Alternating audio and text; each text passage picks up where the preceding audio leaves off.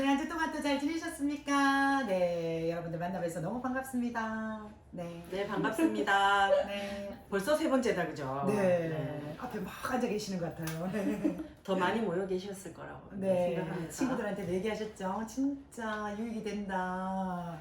네. 강연은 아니고요. 그랬을 것 같습니다. 잘 모르니까 저 편한 대로 상상할게요. 아, 네네. 긍정적으로 생각하겠습니다. 네. 네. 오늘의 질문을 주시죠. 네.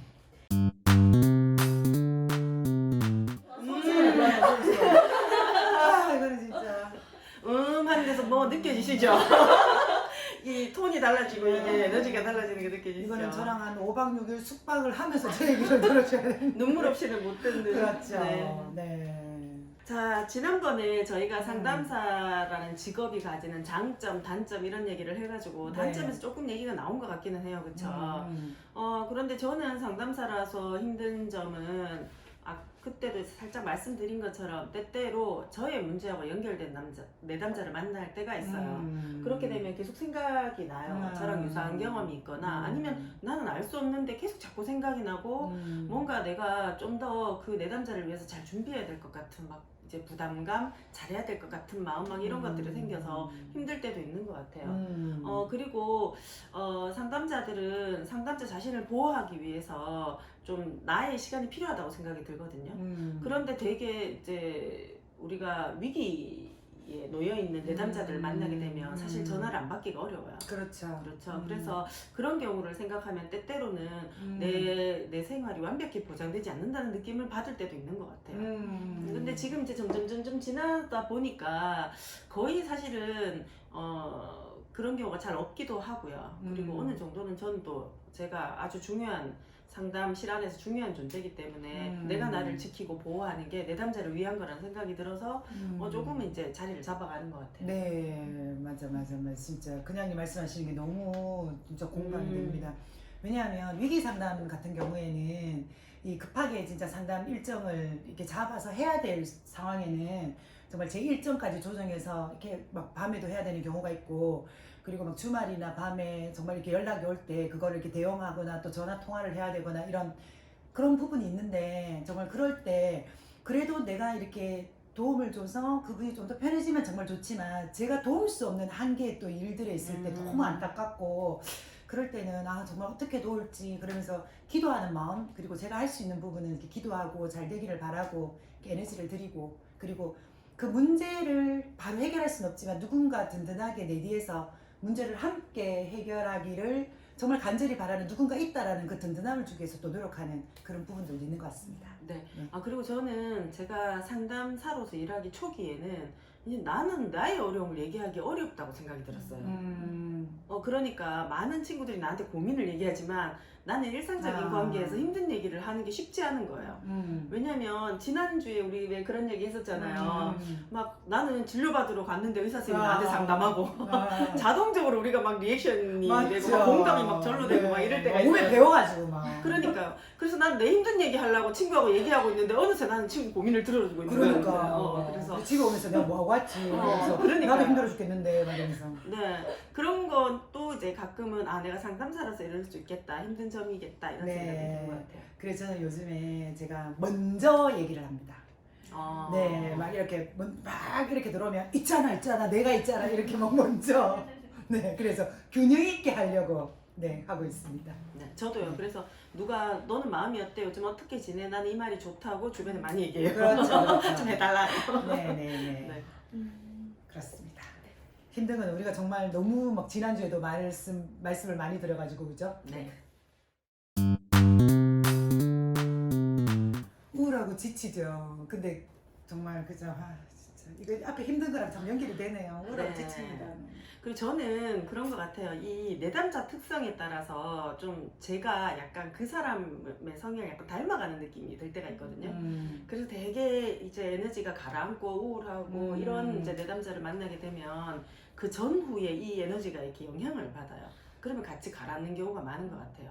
그래서 그런데 그런 게 도움이 되는 내담자들도 있어요. 같이 이렇게 깔아앉아주는 그 이제 템포를 맞춰주는 게 맞는 내담자들이 있는 경우에는 그냥 제가 그 분위기에 젖어들려고 노력하는데 근데 어떤 때는 내담자는 가라앉아 있지만 내가 뭔가 조금 이 에너지에 맞춰가는 게 아니라 내가 조금 끌어올려서 가는 게 좋겠다 할 때는 일부러 막 신나는 음악 막 듣고 저 컬투쇼 좋아하는데 컬투쇼 막 짤로 막 보고 하고 이렇게 해서 막 하게 되기도 해요. 그거는 거꾸로 말하면 제가 거기에 영향을 받아서 내가 우울하거나 지칠 때가 있다는 거겠죠. 네네네, 그렇죠. 당연히 우울하고 지칠 때가 당연히 있죠. 왜냐하면 저번에도 우리 지난주에도 말씀드렸듯이 그 하수도가 이게 정말 깨끗해지기 위해서 그러니까 이게 상수도로 가기 위해서 하수도 역할을 해준다 그런 것처럼 저는 옛날에 이런 경우가 있었는데 내담자가 별로 슬픈 얘기를 하고 가지도 않았어요. 그런데 상담이 끝나고 상담을 정리하고 이제 집에 가려고 딱 가는데 갑자기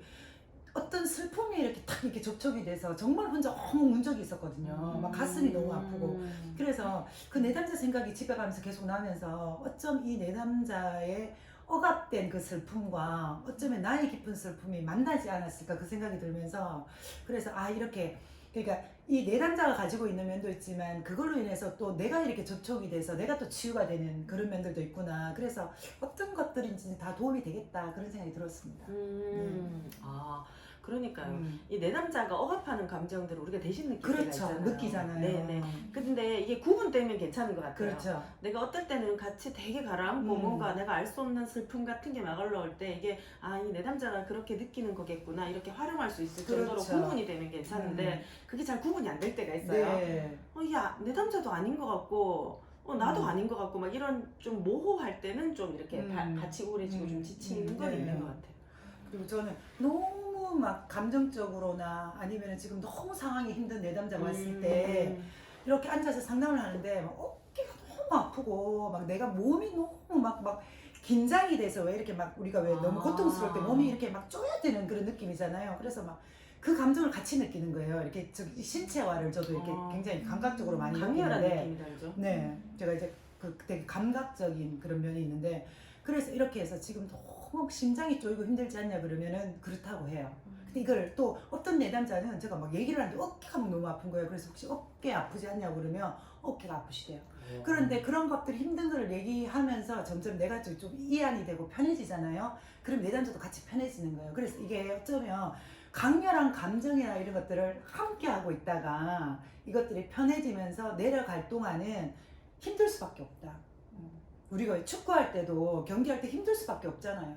골도 넣어야 되고 뭐 운동장도 더운데 뛰어야 되고 이런 것처럼 이 마음의 여정들을 함께 하는 거니까 뭐 어떤 가시밭길을 갈 수도 있고 터널을 갈 수도 있고 그래서 그 힘든 과정을 손잡고 같이 가는 그런 거인 것 같습니다. 경력이 남다르시니까 뭔가 우리가 책에서 보는 그런 대가들의 이야기를 접하는 것 같아요. 그렇죠? 책 많이 읽으시나 봐요. 이렇게 하면 윈윈이 되는 건가요? 아니요, 그냥 학문적으로 얘기하는 게 좀 있어요. 역시.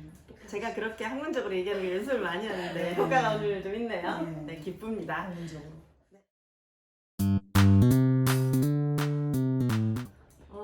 저번에 지난주였나 지지난주였나 나무님께서 상담 참 많이 받으셨다고 했잖아요. 저도 상담 경험이 많은데 저는 집단 상담 경험이 많아요. 이거는 상담자마다 특성이 좀 있는 것 같아요.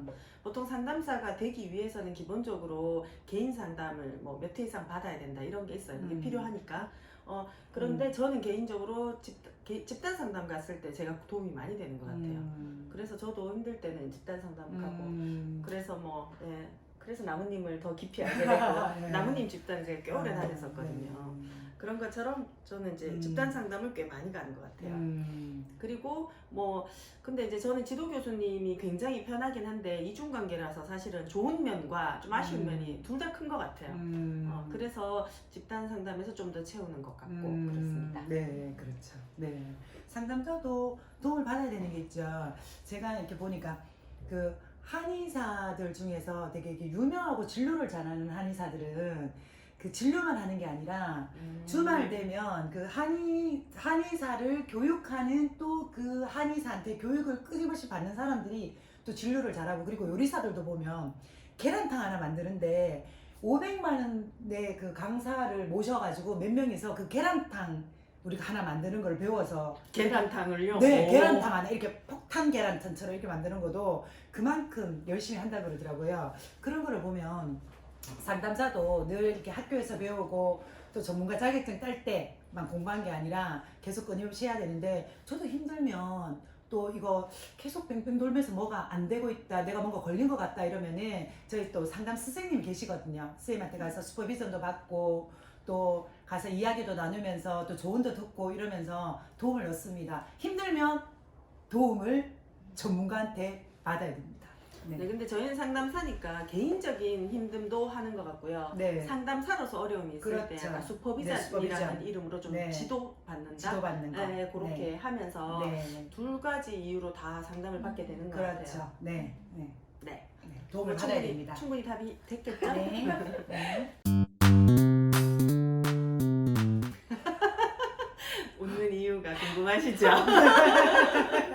자, 우리 앞에 선생님들 계시거든요. 여러분들 안 보이지만. 네, 다 상담사. 네, 우리 선생님들한테도 한번 여쭤보도록 하겠습니다. 어느- 네, 어느 분부터 할까요? 직업병. 아, 네. 쌤은요? 아. 쌤은요? 끄덕끄덕. 끄덕끄덕. 정말 직업병. 비슷한 직업병입니다, 그죠? 네. 저는 굉장히 공감이 갑니다. 저도 리액션이 많은 편이고 막 고개 끄덕끄덕 막 이러고 저는 막 온 얼굴을 다 쓰거든요. 막 이런 있잖아요. 그리고 이게 상담에서는 오히려 이런 리액션이나 이런 게 좀 덜한 것 같아요. 오히려 그렇죠. 저는 조금 더 이렇게 약간 뭐라 그러죠? 절제? 연기자로 치면 절제된 이런 건데, 그렇죠. 근데 상담실 밖에서 이게 직업병이 돼서 나타나는 게 오히려 리액션이 막 가끔 내가 리액션을 연기했다는 느낌. 내 자신이 보일 때가 있어요. 매우.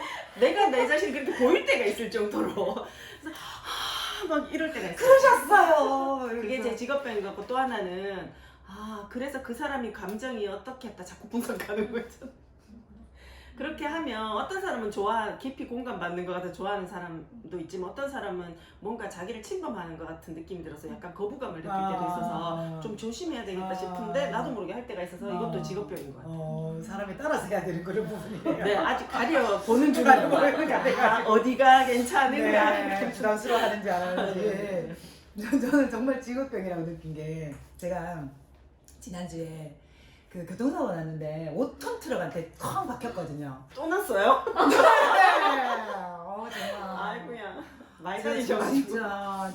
진짜 조심해서 쭉 이렇게 가고 있는데 뭐가 뒤에 쿵 하고 봐 차가 이렇게 해서 정말 폐차될 정도로 교통사고 났는데, 그 정신없는 와중에 그 5톤 트럭 운전사가 나를 저쪽에서 보고 있는데 난 그 아저씨가 너무 안 된 거예요. 저 운전사 저 트럭으로 밥 먹고 사는데 교통사고를 이렇게 내서 저 아저씨는 어떡하지 이러면서, 아저씨 왜 그러셨어요 이 말만 하고 더 이상. 근데 그 아저씨가 계속 마음에 남는 거, 아저씨 너무 힘들겠다, 아저씨 얼마나 피곤하면 깜빡 졸았겠노, 막 이런. 이게 오지랖이 다정도 병이냐. 병 어떻게 맞네요, 내가 병. 피해자인데도 가해자한테 아저씨 힘들지 막 이 마음이 생기면 저 정말 직업병인 것 같아, 직업병. 근데 그 아저씨 아직 생각나요. 아저씨 힘들지 않나 막 이러면서. 아직도 마음에 계속 걸려서. 네, 그 아저씨 표정이 정말 너무 정말 어쩔 줄 몰라 하는 그런 표정이거든요. 음. 근데 난 119 쉬려고 하면서 그 아저씨 걱정해서고 막 이런 좀 이상하고. 그러니까 내가 마음이 그 아저씨도 이상하셨을 거예요. 그 아저씨도 이상했을 거예요. 내가 마음이 착한 걸로 결론을 네, 내렸어요. 착하신 걸로. 네. 얘기하시니까 그런 면도 있는 것 같아요. 이게 공통적인 것 같은데, 이 내 욕구와 상대 욕구가 딱 이렇게 선택해야 될 때 자꾸 나도 모르게 양보하는 게 저는 있는 것 같아요. 맞죠. 상대 입장이 자꾸 생각이 나고. 네네. 근데 사실 저는 그러고 싶진 않거든요. 내가 상담실도 아니고 또 난 밖에 나가면 그냥 한 개인이고 내가 나를 존중하고 싶거든요. 아끼고 싶고. 네. 그래서 그런 거는 아쉬울 때가 있어서 돌아서서 생각하면 이것도 직업병이다 이렇게 생각할 때가 있는 것 같아요. 근데 드라마 볼 때, 나 정말. 여러분들 이 세대 차이가 나가지고 내가 이런 얘기하면 나 미워할지도 모르겠는데, 저 드라마 잘 안 보는데 집에 텔레비 없어가지고, 근데 부부의 세계 하도 얘기를 해요. 부부의 세계를 봤거든요. 제가 누구한테 감정이입이 된 줄 알아요? 이 나이에 김희애한테 감정이입이 돼야 되잖아요. 그런데 노노노노노노 김희애 아들. 준영이. 준영이. 나는 막 준영이가 너무 너무 이해가 되고 그 상처가 이해되고 그래서 막 준영이 상담 받아야 되는데 준영이 저거 상담 지금 의사한테 저렇게 상담 받아야 돼 더 그리고 부모 상담도 같이 받아야 되는데 가족 상담도 받아야 되는데 우리 준영이 이러면서 나 막 준영이 때문에 마음이 아파가지고 김희는 온데간데 없고 김희는 뭐 성인이고 알아서 하겠지. 준영이는 모르는 새의 주치의가 되시죠. 네. 그래서 막 전담 내가 막 상담사가 준영이한테 찾아가지고 준영아 너무 힘들지 않니? 니 내한테 얘기해라 막 이렇게 막 얘기하고 싶은. 준영이 우리 집에 데리고 우리 아들들이 보면 아들한테는 잘하세요. 이렇게 내가 그런 마음까지 들었습니다. 내 감정이입이 그렇게 잘 된다는 거죠. 네, 동감합니다. 네. 이렇게 갑자기 금마무리 해도 되나요? 네. 직업병? 네. 자 그럼 우리 인사할까요? 네. 네. 우리 영주에는 힘든 점, 우울하고 지치는 점, 뭐 상담사가 상담받고 싶을 때 어떻게 하는지에서 주로 이렇게 힘든 점을 얘기를 많이 했습니다. 모든 게 균형입니다. 좋은 것도 있고 힘든 낮이 있으면 밤이 있고 빛이 있으면 네, 또 그림자가 있듯이 이거는 다 균형을 잘 맞춰가는 과정인 것 같습니다. 네. 그런 것 같습니다. 네, 그런 것 같습니다. 그런 걸로 결론을 하고 네. 자 여러분들 오늘도 너무 반가웠습니다. 네. 다음 주에 있는 거 알죠? 네, 다음 주 또